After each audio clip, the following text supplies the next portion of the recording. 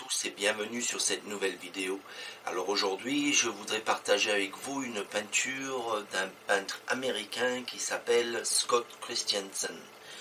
C'est un superbe peintre à mon avis, c'est un impressionniste et donc ces peintures à mon avis sont vraiment super belles. Donc c'est pour ça que je voulais partager ça avec vous. Alors avant que je lance la vidéo, je voudrais quand même vous parler de mes stages qui vont démarrer en avril. Si vous allez sur mon site internet, vous allez avoir un calendrier en bas de page.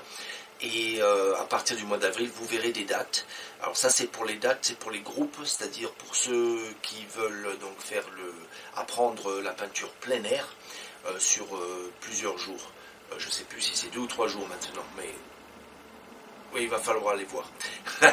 Sinon, pour ceux qui veulent aussi apprendre d'autres choses, peindre en atelier, avoir une journée découverte pour la peinture à l'huile, faire des natures mortes, etc.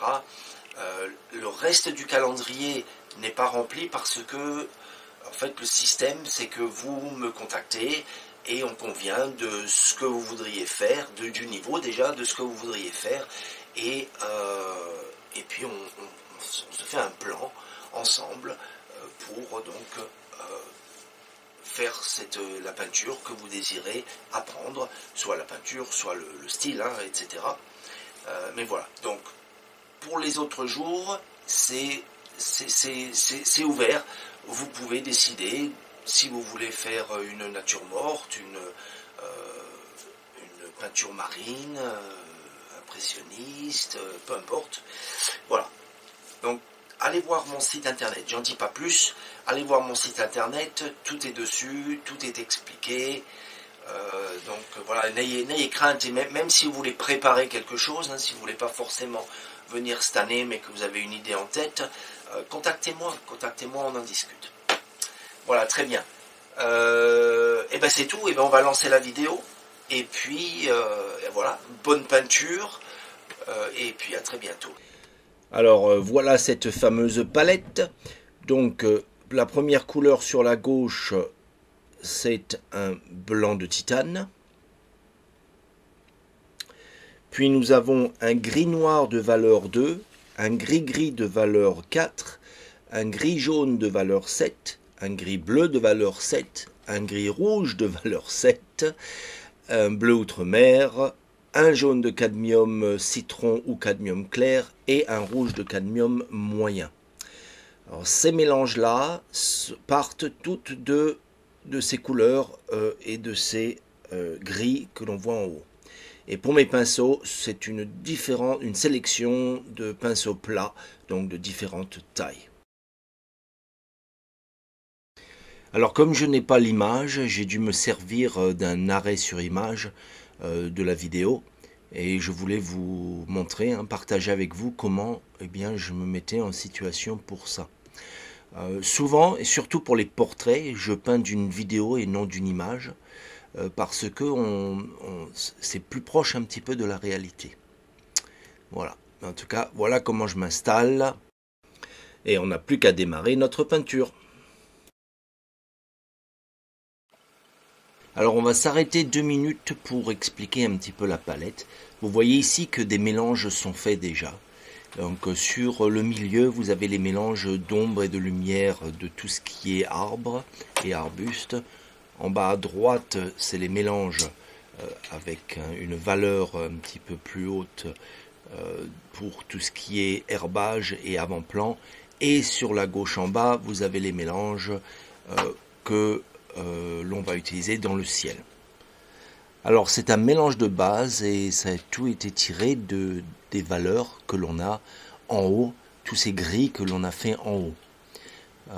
Pourquoi? Eh bien parce que ces gris, ils contiennent les 3 primaires, le bleu, le jaune, le rouge, et quelle que soit la teinte que vous voulez achever, il n'y a plus qu'à parfaire un petit peu cette teinte en rajoutant plus de jaune, plus de bleu pour les verts, mais on a un bon départ au niveau de la valeur et c'est très important pour les paysages, pour toute chose en fait, pour toute peinture, la valeur est très importante. Donc Scott, il favorise et il perd un peu de temps à faire ces mélanges par avance pour pouvoir arriver directement à la bonne valeur.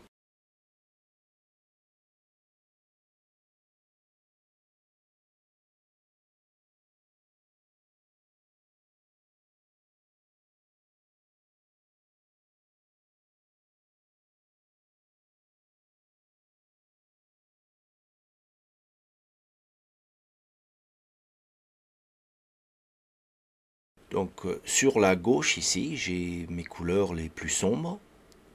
J'ai rajouté un tout petit peu de bleu outre-mer. Et maintenant, vous allez commencer par indiquer les ombres de vos arbres. Alors c'est traditionnel, hein, on démarre souvent par les ombres, c'est pas une règle générale, mais on démarre souvent par les ombres. Plusieurs raisons à cela. Donc, déjà d'une, il est plus facile de mettre de la lumière par-dessus, sans que ça se mélange entre. Deuxième raison, c'est que si vous êtes en situation plein air, vous allez vouloir indiquer toutes les ombres en premier, même les ombres du sol, etc. Parce que si vous êtes lent par exemple à peindre, et au bout de 2 heures vous avez perdu la lumière et que les ombres ont bougé, eh bien au moins comme ça vous saurez exactement où sont les ombres et vous n'aurez plus qu'à placer les lumières sans avoir peur de perdre le moment de la journée que vous vouliez capturer. Voilà, donc voilà les deux raisons.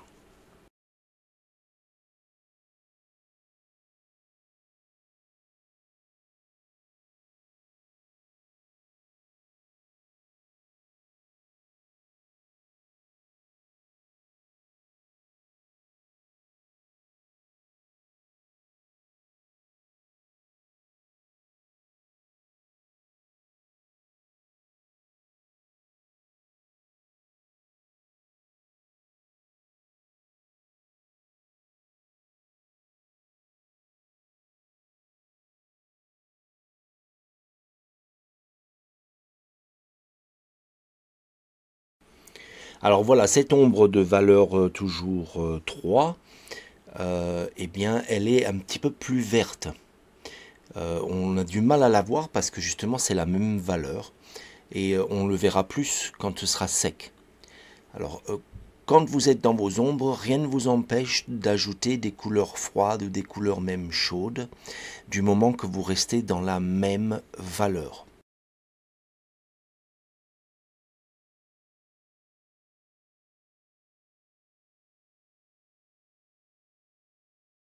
Donc voilà, ça c'est ma troisième valeur et je l'éclaircis un tout petit peu parce que on est aussi sur le sol.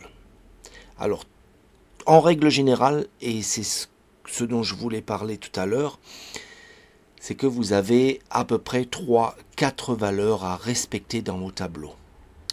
La valeur la plus claire étant le ciel, et alors notez ça, hein, parce que c'est vraiment général et c'est ce qui va définir votre tableau. En général, la valeur la plus claire sera le ciel.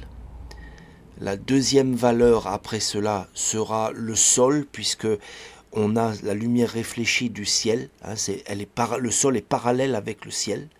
Donc à plus de rayons de soleil, etc., direct, des rayons directs, donc sera un peu plus clair. Et vous voyez ici, mon ombre est plus claire que celle des arbres. D'accord? Mais pour l'instant, on reste dans l'ombre, hein, on n'est pas dans la lumière.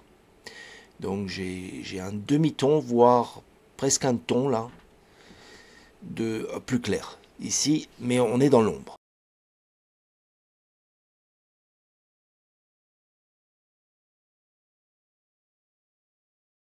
Alors c'est à ce moment-là que vous changez vos traits de pinceau pour rendre bien la peinture plus intéressante.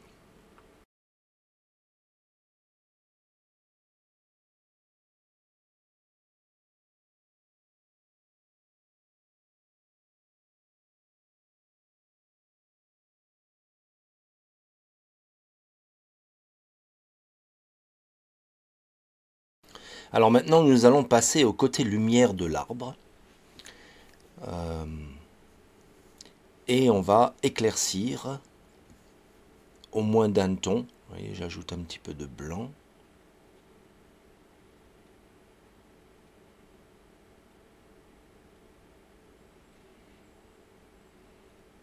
Et je vais commencer à construire donc ma lumière.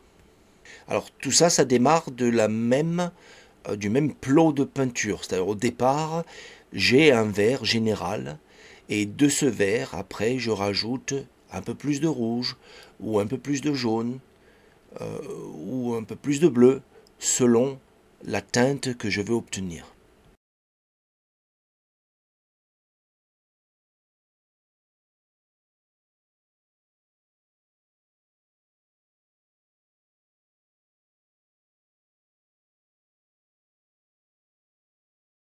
Il y a certains endroits où j'ai mis des notes un peu plus vertes et d'autres un petit peu plus rouges. Mais les coups de pinceau sont réfléchis. Et vous voyez, je passe pas dessus sans cesse sur les coups de pinceau. Je mets un coup de pinceau et je le laisse. Puis je l'étudie pour voir s'il se marie bien avec euh, le tout de la peinture. Euh, et voilà, etc. Donc je vais répéter ces gestes plusieurs fois sur tout le reste des arbres également. Partout où je vois cette couleur, eh bien je la mets.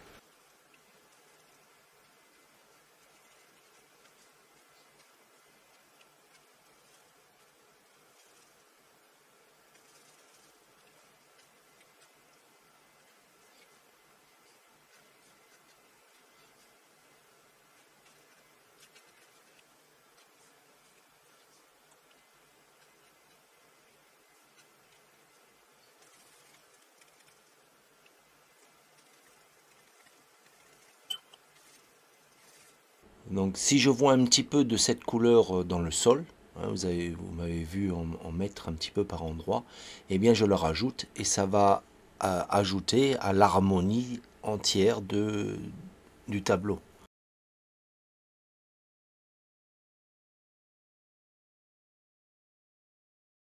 Donc la situation de cette peinture, en fait, j'en ai pas parlé, c'est une situation que vous trouverez en été après 18 heures, d'accord? Il vous reste 1 heure de soleil là, et le soleil donc descend et vous voyez donc les parties hautes des arbres plus éclairées et l'ombre qui commence à s'installer vers le bas. Hein, c'est une situation vraiment typique de ce moment de la journée. La prochaine fois, si vous vous promenez, euh, faites attention à ça. Vous y verrez ces couleurs, vous y verrez le ciel verdâtre et un peu rougeâtre par moments dans les nuages. Vous allez voir. Vous allez découvrir des couleurs que vous n'avez pas vues avant. Du moins, vous n'avez pas fait attention avant. Donc voilà. Je commence à prendre donc les couleurs pour mon sol que j'avais préparé tout à l'heure. Donc avec une valeur plus claire maintenant, puisqu'on approche un peu plus dans la lumière de notre tableau.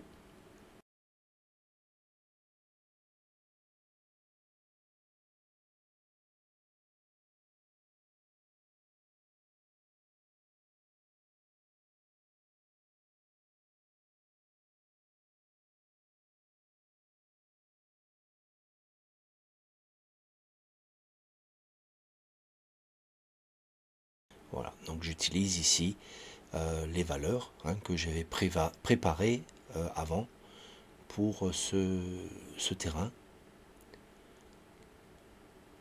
qui, je le sais déjà à l'avance, va être la valeur parfaite pour me donner cet aplat et cette différence entre ce qui est mes arbres et ce qui est mon terrain.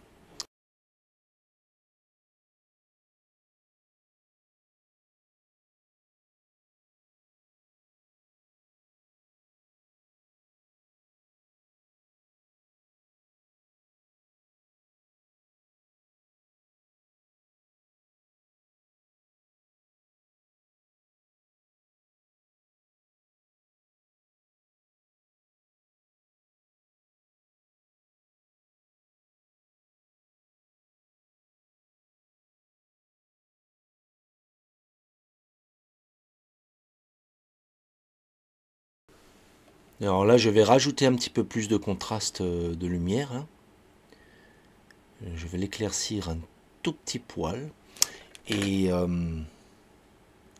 donc je vais mettre quelques notes de lumière un peu plus grandes, plus fortes.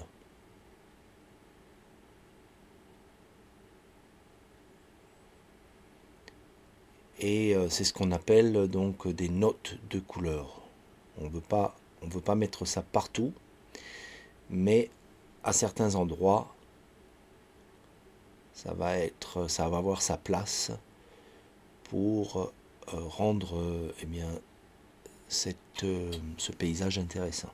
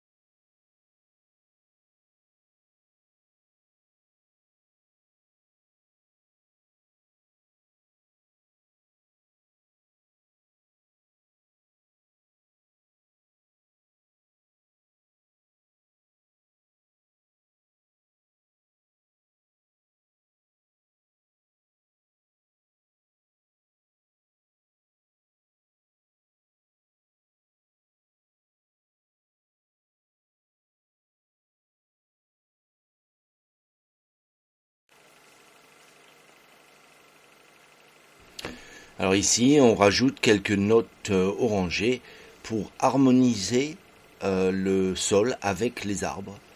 On retrouve ces mêmes verts et ceci donc harmonise notre composition. Ici, je rajoute des ombres, ou je devrais dire, je rajoute des sombres dans des parties où eh bien, j'ai dépassé un petit peu avec la couleur de la lumière, une couleur plus claire. Donc je reviens et je marque certains endroits avec quelques ombres, ce qui va me redonner la forme. Là, vous voyez, ça me marque bien ce côté de l'arbre en faisant ça. On a bien une séparation entre l'ombre et la lumière.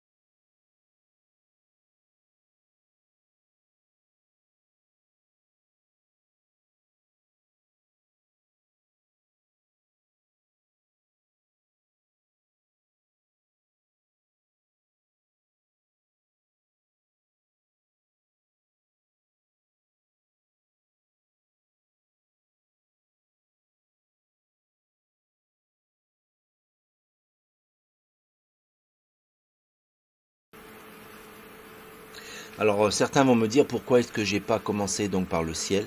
On en a parlé, hein, mais je vais le réitérer. Et puis bien sûr la montagne, et ensuite les arbres, etc. Comme ça m'évite de remplir tous ces trous. Hein, je vois très bien qu'il y en a certains qui cogitent, qui se disent non, mais moi je vais faire l'arrière d'abord, etc. Alors la raison est que le premier objet que vous peignez, alors il y a différentes écoles hein, dans la peinture. Il y en a donc qui vont toujours, quoi qu'il arrive, commencer par le ciel et donner la température de la peinture par rapport au ciel. Et il y en a d'autres, comme pour cette peinture, qui vont commencer par le sujet principal, et c'est le sujet principal qui va donner le ton de la peinture. Si j'avais commencé par le ciel, il y aurait eu des chances que mes arbres, spécialement mon arbre au milieu sur la droite là, n'auraient pas été de la valeur désirée pour qu'il ressorte davantage. C'est lui le chef d'orchestre, c'est lui le centre d'intérêt. Donc souvent, les peintres décident de commencer par le sujet principal.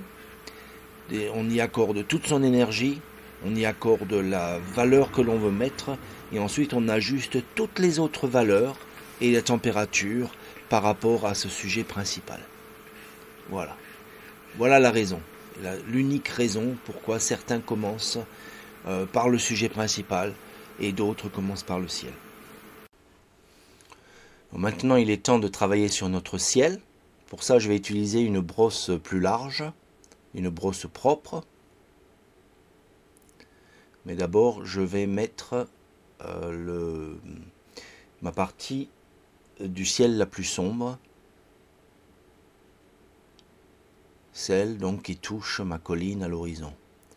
Donc vous avez vu, j'ai pris ce bleu-gris que l'on a mélangé tout au début pour notre ciel.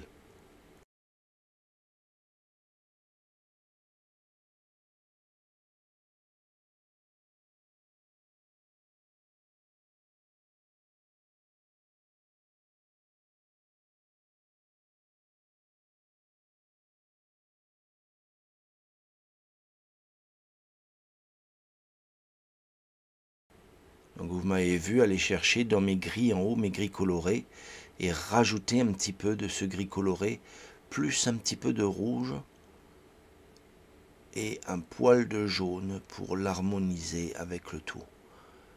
Alors chacune de mes couleurs, que ce soit dans les verts, que ce soit dans les oranges, les gris, les bleus, etc., on retrouve les trois primaires.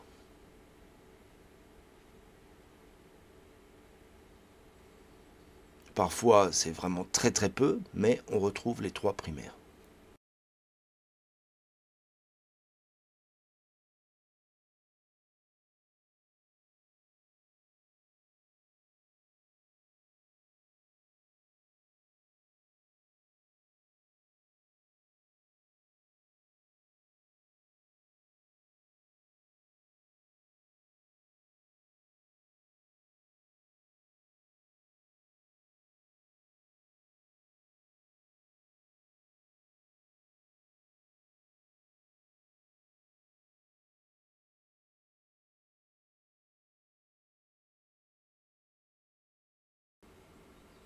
Alors ça, c'est une peinture impressionniste, mais d'atelier.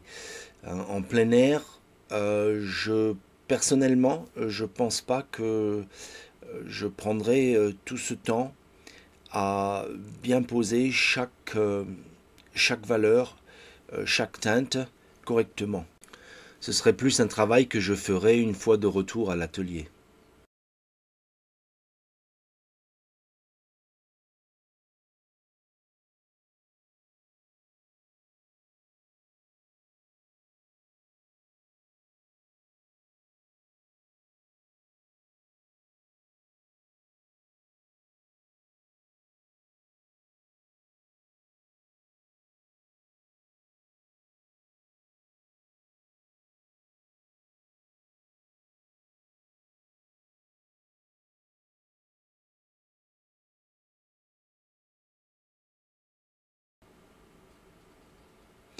Vous avez peut-être vu aussi, on en a parlé, mais dans ma main, je tiens trois quatre pinceaux.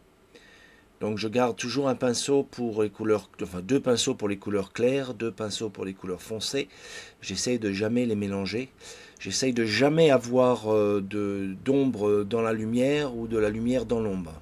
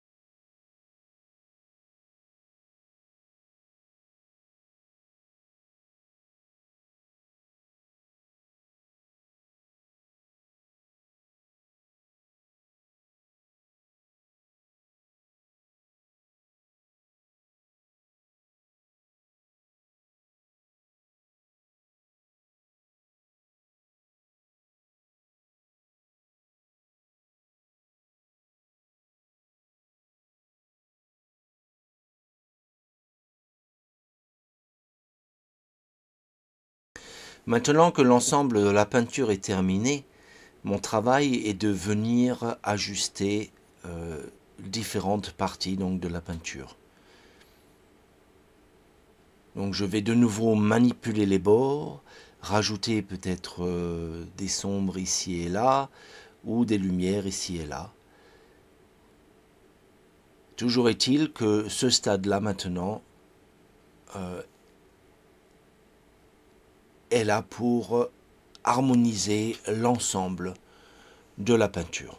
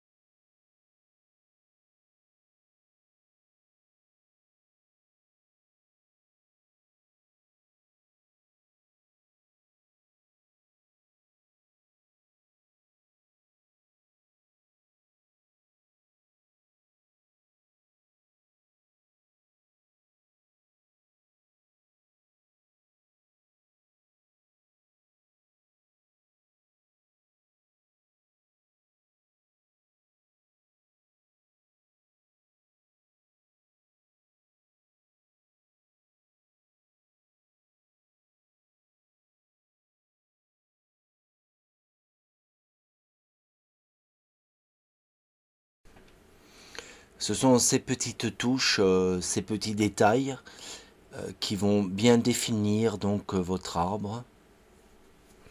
Ici mon sujet principal,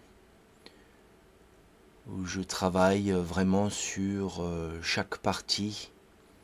J'estompe ce qui est trop fort. J'ajoute éventuellement un bord que je veux avoir plus foncé.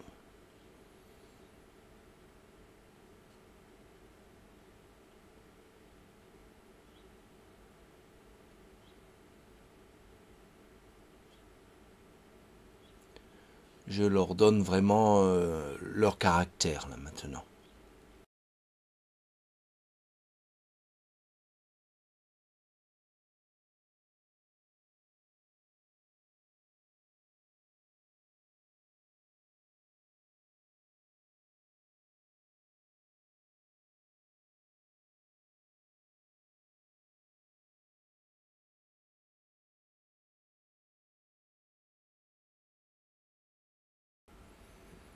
Vous voyez, partout où j'ajoute cette note, eh bien, elle nous donne quelque chose d'intéressant. Elle nous aide à vraiment former cet arbre, finir de former ces arbres. Il faut juste faire attention de ne pas le surfaire.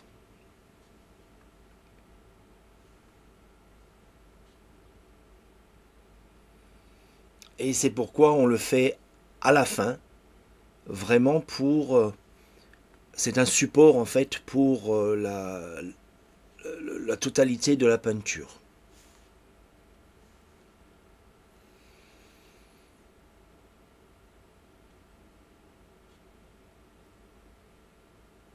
Vous voyez un petit peu comme ces petites notes, eh bien nous ancrent vraiment ce sujet là maintenant. C'est fantastique, non? Et donc on peut faire la même chose avec une note très très claire. On va justement ajouter quelques notes bien claires, notamment dans les troncs. Et je choisis de faire ça au couteau parce qu'on arrive à avoir quelque chose parfois d'un petit peu, ou on va dire d'un peu moins droit,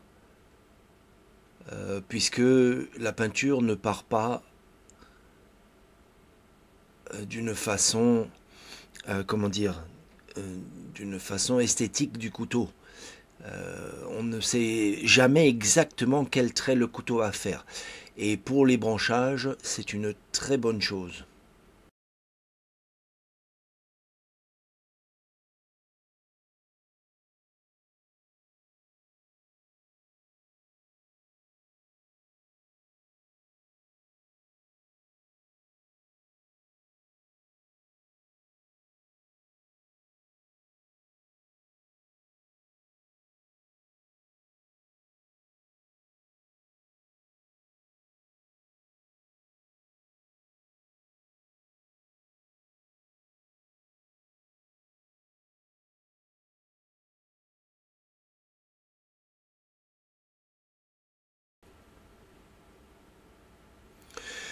Donc on va rajouter quelques piquets.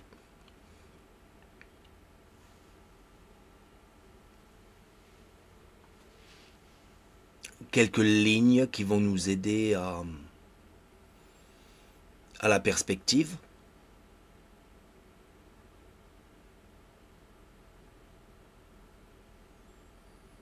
Des piquets, ça va toujours bien dans une composition. Pour vous aider justement à amener une certaine perspective. Des chemins, des piquets. Donc même si vous ne l'avez pas, où vous êtes lorsque vous peignez, ça peut se rajouter pour améliorer la composition. Ensuite, je reviens avec le pinceau pour l'ancrer et pour le réajuster dans la peinture. Vous voyez ici, je mets quelques notes claires, juste pour m'amener, pareil, l'œil sur cet arbre. Donc voilà, je reviens retravailler sur toutes les petites choses que l'on a faites pour donc finir cette peinture. Donc pour ce faire, j'utilise à nouveau le pinceau Golden de chez Rosemary, ce pinceau qui est très doux. Alors à ce sujet, avant qu'on se quitte, Rosemary a fait un autre frais de port. Donc jusqu'à là, les frais de port étaient montés à 14 € quelque chose, presque 15 €. Et maintenant, elle a fait un suivi, un frais de port, par, je crois que c'est Colissimo en fait en France, dont les frais de port sont de 8,82 €. Donc elle a descendu considérablement ses frais de port. Donc voilà, en fait, je vous laisse découvrir. Si vous voulez acheter des brosses, des pinceaux Rosemary, faites-le moi savoir. Je vous enverrai les liens appropriés ou allez visiter mon site internet. Dans la section matériel, eh bien, il y a les liens pour aller sur donc le site Rosemary et j'explique aussi un petit peu les pinceaux en français, ce qu'ils font ou ce qu'ils ne font pas. Voilà, bon, ça c'était la parenthèse. Le fait que vous utilisiez ces liens me donne aussi, comme je suis affilié avec Rosemary, me reverse 5% de ce que vous dépensez. Et en même temps, eh bien, ça ne vous coûte pas plus cher. Donc on est gagnant, voilà, tous les deux, on est gagnant voilà, dans cette transaction. En tout cas, je sais qu'il y en a d'entre vous qui ont acheté donc des pinceaux Rosemary et qui sont passés par mon site internet. Déjà, merci beaucoup d'être passé par là. Mais je sais aussi que vous êtes super contente de la qualité. Et voilà, ça me fait plaisir. Voilà, si vous êtes intéressé, passez par mon site internet ou envoyez-moi un email. Comme ça, je vous enverrai les liens exacts et les définitions pour les pinceaux Rosemary. Voilà, et bien écoutez, ça touche à sa fin. Je vous dis bien merci, bonne peinture et à très bientôt pour une autre de ces vidéos.